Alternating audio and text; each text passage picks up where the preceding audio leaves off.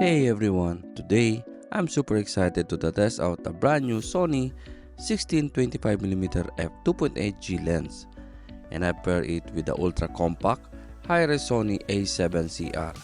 This setup might be the dream combo for vloggers and content creators, so let's see how it performs in the real world.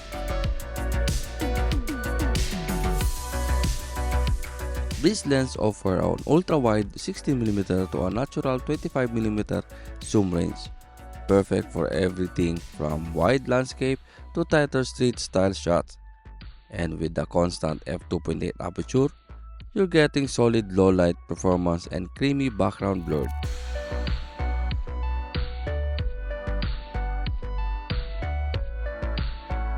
The FE 16-25mm G is impressively compact, and at lightweight, just 409 grams, it balanced perfect on the A7C R, making it ideal for run and gun shooting or even gimbal use.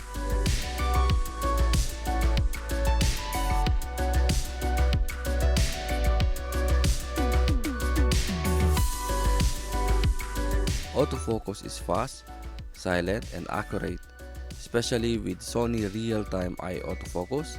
And while the A7CR doesn't have a strongest IBs, this lens works great handheld and wide angles.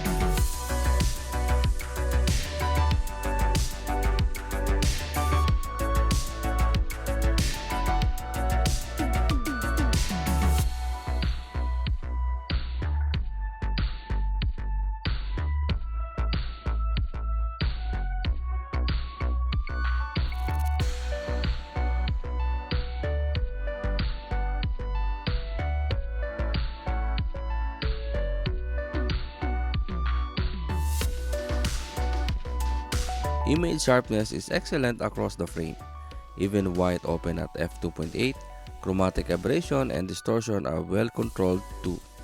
Plus, you get gorgeous sunstar at f16.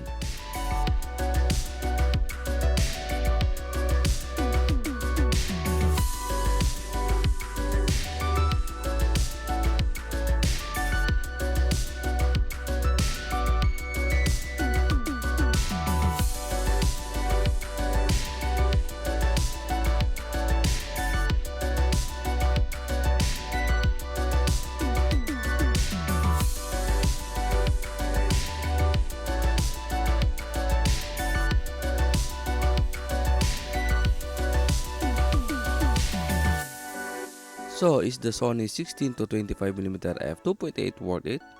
If you're a vlogger, filmmaker, or hybrid shooter looking for a compact ultra-wide zoom with pro-level performance, this lens is a solid choice, especially with a body like A7CR. It's hard to beat with this combo.